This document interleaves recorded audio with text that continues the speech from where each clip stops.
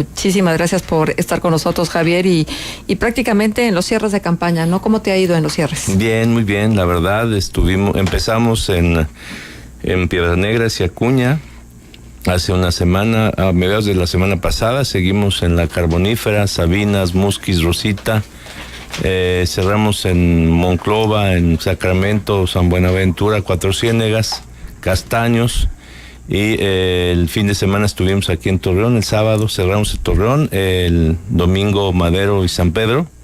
Pero bien, mucho entusiasmo, la verdad, hay una expectativa, hay una expresión de participación muy acentuada y la verdad es muy contento, muy satisfecho, una reacción positiva.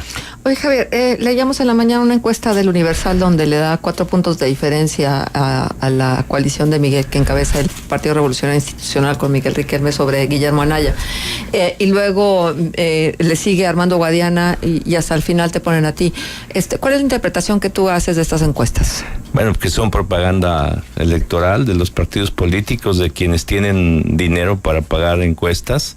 La propia encuesta muestra muchas inconsistencias en su metodología, en la estratificación de sus muestras. De entrada, en la encuesta hay una expectativa de 7 de cada uno de los encuestados de que estarían en disposición de un cambio. 28% podrían cambiar su voto, o es voto indeciso.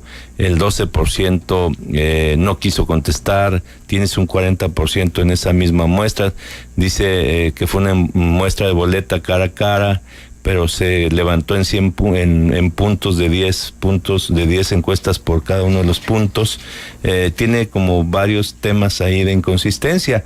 La verdad es que lo que vende al final de cuentas es la cara, el enunciado principal, pero ya ves la consistencia en las encuestas cuando hablan de las calidades o cualidades de cada uno de los candidatos. Hay inconsistencias. El candidato del PRI es el que se percibe como el más corrupto, etcétera, etcétera, etcétera, ¿no? Entonces, yo creo que las encuestas están siendo usadas y han sido usadas durante esta campaña para influir, para generar una percepción que transmita pues una realidad que no ves tú en campo. Tú en campo ves un rechazo al sistema de partidos, ves un rechazo a la manera en cómo se han venido acercando a los propios electores y ves una expectativa real de alternancia, de cambio. La gente está irritada, la gente tiene cansancio y la gente busca alternativas totalmente diferentes. Hay como dos realidades, las que han querido construir las encuestas durante toda esta campaña, que han sido usadas como propaganda política por quienes tienen dinero para pagarlas, y también la otra realidad, que es lo que se ha estado observando ya en campo, en la comunidad. Ves partidos que no están haciendo campaña, ves partidos que están solamente en los spots y no están en campo, no están en territorio, y por otro lado pues ves a una comunidad en expectativa, etcétera, ¿no? Hay el nivel de rechazo, por ejemplo, de los partidos es muy alto, particularmente del PRI. Hay niveles de rechazo del 48, 55%, que no justifica una conclusión como la que se presenta en la primera plana del periódico, ¿no? Entonces, creo que hay un problema real. No es nuevo, las encuestas han estado fallando durante los últimos años, en las últimas elecciones, incluso en Estados Unidos, donde podrías estar de alguna manera discutiendo la calidad de las metodologías y de la intención de la propia encuesta, pero aquí en México, en la pasada elección de gobernadores, ninguna le atinó. Claro. Ninguna le atinó. Y hay un problema real y un sesgo real en la metodología. Las encuestas no están midiendo a los independientes, no tienen una metodología para medir independientes, tienen metodologías para medir a los partidos políticos. Ajá. Javier, déjame preguntarte algo. ¿Estás cómodo siendo independiente? Sí. Tú ya has vivido otros procesos electorales siendo candidato del Partido Revolucionario Institucional. ¿En este momento te sientes más cómodo, igual de cómodo? Mucho más cómodo, mucho más tranquilo, más fuerte, con una más grande expectativa de lo que hemos venido haciendo. Hicimos una campaña sin dinero, hicimos una campaña de mucho esfuerzo físico, donde enfatizamos la calidad de la propuesta, la calidad de la comunicación y de la relación con los ciudadanos, con los votantes. Generamos una estrategia de diálogos sociales en todo el estado, con y sin candidato, con grupos de ciudadanos comprometidos en nuestra campaña, y yo te diría que la verdad es que la respuesta ha sido impresionante. Hemos tenido cierres de campaña con ciudadanos que van a pie, que van en sus propios coches, ni sin acarreos, sin ninguna dádiva, sin ningún conjunto famoso. Estuvimos en Torreón con un cierre de 3,000 personas en el Casino de los Leones. En San Pedro estuvimos cerca de 1,200, 1,500 ciudadanos. En el caso de Madero, ayer había cerca de 800 ciudadanos que fueron por sus propios medios. Claro. Entonces hay un ánimo, hay una expectativa. Me siento cómodo porque pude comunicarme con los ciudadanos, pude construir una estrategia real de trabajo. No más te voy a dar un dato, y aquí está Mario Valdés, que es mi coordinador de campaña en Comarca Lagunera. Registramos el 100% de nuestra representación en casillas, 100% en todo el estado. En la Comarca Lagunera tenemos el 100% de las casillas. El PRI en Torreón registró el 95%. Pero asegurados, porque una cosa es que tú puedas tener la infraestructura y el día de, lo sabemos perfectamente bien, de pronto pudiese haber quien se volteara. No estamos exentos de que puedan querer comprar a alguien o que puedan convencerlo, para no ser tan directos. Pero yo te diría que hemos hecho lo imposible para asegurar que eso no suceda, y son ciudadanos convencidos, son ciudadanos que están en la campaña, que están convencidos de la propuesta y de la oferta del candidato. Pero ese es un dato, la segunda pregunta que me haces, todos están en esa circunstancia, incluso el PRI, claro. Incluso los funcionarios electorales del INE, que no se pueden presentar el día de la elección, o que puedan ser inducidos para que no se presenten el día de la elección. Tenemos un gran reto, no solamente los candidatos y los partidos, sino también la autoridad electoral, que es garantizar la legalidad y el respeto al voto en esta elección. Entonces, pero es un dato que te lo pongo sobre la mesa, el 100% de representación electoral en Torreón y en todo el estado, y tenemos unos meses de este esfuerzo, y yo creo que también ese es un indicador que tiene que ser tomado con seriedad. Y no es una encuesta, son datos reales. Los 200,000 firmas que logré para registrarme, que tampoco son votos, pero son respaldos ciudadanos de gente que sacó su credencial a pesar del clima de amenaza, de intimidación que había, y que nos dio su respaldo. Mi convocatoria hacia el día de la elección es yo más 2, porque estoy seguro que si cada uno de los que me dieron su firma me ayuda a convencer a 2 más, yo voy a ganar esta elección. Ajá. A ver, Javier, déjame preguntarte algo. ¿Confías en el IEC? No. ¿Ah, sí? No. ¿Qué debes dudar, candidato? Bueno, ¿sobre qué elementos particulares de la elección nosotros hemos hecho denuncias. Hay una abusiva y grosera distribución de apoyos de gobierno, de operación de los funcionarios, empezando por el gobernador en la campaña. Hay dinero público que fue orientado para tratar de subordinar voluntades y conciencias a nivel de colonia popular y de comunidades ejidales. Ha habido denuncias. Yo solicité la atracción de la elección por parte del INE. Fui el único candidato que lo hizo formalmente ante el INE. Y me parece que ha habido una omisión, pero vaya, digamos que yo estoy jalando agua a mi molino. ¿Y hubo respuesta a la solicitud que hiciste al INE? Sí, me dijeron que no era posible porque no lo habían solicitado la cuarta parte de los consejeros. Uh-huh. Entonces, digo, y yo puedo aceptar que estoy jalando agua a mi molino. Y bueno, pero, a ver, ustedes pueden convenir conmigo de que la campaña de difusión y de información del INE ha sido prácticamente inexistente. Uh-huh. En los medios. No ha habido un convenio real con organizaciones no gubernamentales, con instituciones religiosas para difundir esta elección. Y es un papel activo que tiene que tener la autoridad electoral, en este caso el instituto. ¿Pero le tocaba al INE o le tocaba al IEC? Le tocaba al IEC, pero es el IEC el responsable de esta elección. Claro.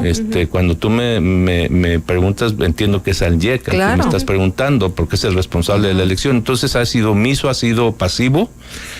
No ha habido realmente una intervención ejemplar para persuadir, para sancionar ¿Has hablado tú directamente con la presidenta consejera? Sí, al principio, cuando el tema de las firmas, me reuní en 2 ocasiones con ella para ver un poco el protocolo y cómo se iban a contar las firmas.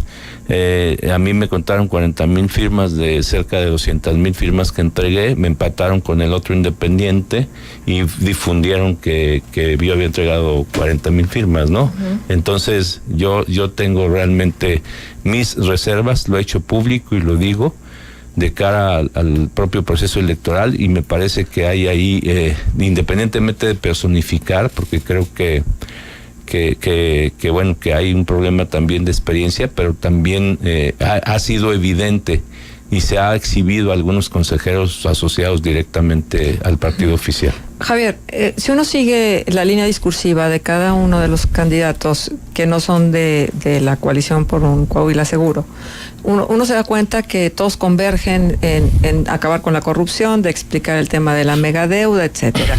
Y leyendo algunos analistas, sobre todo de la capital del estado, muchos dicen que ninguno de ustedes ha antepuesto el bien de Coahuila, sí, y que entonces en función de eso no han cedido y no se han aliado y no han dejado su candidatura para quienes las encuestas dicen tienen más posibilidades. ¿Cuál es tu apreciación? ¿Ha habido egoísmo? ¿Ha habido interés muy personal y no se ha antepuesto el interés de Coahuila por parte de ustedes? Bueno, yo no puedo hablar por los demás, yo hablaría por mí mismo, ¿no? Yo decidí construir una vía de participación ciudadana para estar en la elección, para aparecer en la boleta. Lo hice desplegando energía, pasión, emoción, creatividad, compromiso. Pude presentar los requisitos sobrados en el Instituto Estatal Electoral. La gente que me dio su respaldo fue para que yo apareciera en la boleta como candidato independiente.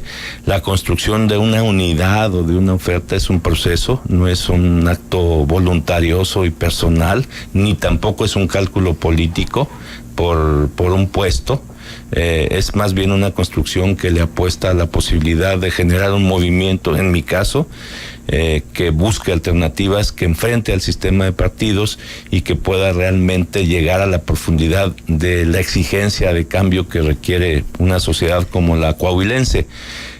No una declinación o una suma de cálculo a partir de puestos o de dinero, pues me parece que es una vacilada y es una agresión a la inteligencia de los ciudadanos. Los ciudadanos no son objetos, los ciudadanos no se mueven a voluntad y a capricho de un candidato. Eventualmente una alianza y una suma tendría que tener un ingrediente adicional y es un proceso, no es un acto mágico, y aquí en Coahuila no se generó esa circunstancia, porque a lo más que se llegó fue decir, las encuestas dicen que yo voy arriba y tú te tienes que sumar conmigo. Eso no es una suma, ni es una construcción política, suponiendo que en el contexto de la lucha electoral representaran cosas diferentes, y la verdad es que el PRI y el PAN representan absolutamente lo mismo. Los candidatos se acusaron de lo mismo y han tenido testimonios de los vicios del manejo, de la estructura y del ejercicio de campaña, repartiendo beneficios, dádivas, compromisos, puestos, etcétera, ¿no? Y eso es finalmente contra lo que estamos luchando y lo que estamos enfrentando. Yo estoy en el compromiso de aparecer en la boleta. Yo voy a estar en la boleta y yo voy a ser una alternativa. Al final de cuentas, el ejercicio de la democracia se refiere a que los ciudadanos voten libremente entre las opciones, y yo soy una de las opciones. Claro. ¿Y qué va a pasar si no ganas? ¿Qué va a pasar si no gano? Pues yo voy a seguir siendo Javier Guerrero, trabajando en la comunidad, con los ciudadanos. Voy a ganar, Marcela. Voy a ganar porque he hecho el trabajo, porque generé la mejor propuesta, porque hice la mejor campaña sin recursos, porque demostramos que se puede hacer una campaña con ciudadanos libres y dignos, sin necesidad de imponer y de convocar o subordinar la conciencia de los propios ciudadanos. Vamos a ganar esta elección. La gente está en la expectativa de multiplicar su voto y su decisión, y eso nos va a permitir tener un resultado exitoso el próximo día 4. Tu coordinador de campaña fue dirigente del PRI. Otros cuadros priistas de la entidad se han unido a ti. Mi primera pregunta es, ¿todos esos cuadros priistas que se unieron a tu campaña renunciaron al PRI? Y la segunda, ¿qué tanto esa adhesión de priistas pudiera alentar o alimentar el argumento de que el objetivo de Javier Guerrero es quitarle votos a Memo Anaya, de priistas? No, bueno, me parece que sería una afirmación sin fundamento, porque no solamente hay ex militantes o militantes del PRI que se han adherido a mi campaña, hay muchos otros militantes de otros partidos que me están apoyando y que están dando la cara en todos los municipios. Son ciudadanos, yo no los veo como ex militantes del PRI, los veo como ciudadanos. En el caso de mi coordinador de la campaña, pues es un profesional de la política, es mi amigo. Él se sumó a mi campaña por amistad, por convencimiento y por principios. ¿Renunció al PRI para unirse a ti? No tengo el dato, creo que no lo ha hecho, pero independientemente de eso, él ha dado la cara y ha expresado públicamente su apoyo a mi persona, como muchos otros, en todos los municipios, en todos los municipios. Entonces, lo que me parece importante recuperar es la dignidad y la trayectoria de todos y cada uno de los ciudadanos que están en mi campaña, y es gente limpia, gente que ha hecho su trabajo de manera muy comprometida con las mejores causas del Estado y del país. Hay muchísimos ciudadanos que están en esa circunstancia, y yo te puedo decir que hay ciudadanos que han militado y votado por el PAN o por el PRD o por el propio Morena que están apoyándome en mi campaña. Candidato, buenos días. Nos queda poco tiempo, pero hablabas de la propuesta, de las mejores propuestas sobre la mesa, la mejor campaña, y por lo menos en ciertos ámbitos es una idea que permea, pero a veces eso no alcanza. Y hay un discurso que se empieza a propagar respecto a puede ser la mejor propuesta, pero no va a alcanzar. Y entonces la tendencia del voto útil está cobrando en diferentes áreas, diferentes volúmenes. Particularmente a quien está creyendo esta idea del voto útil, ¿cuál es el planteamiento que hace Javier? El voto útil es una campaña del PAN.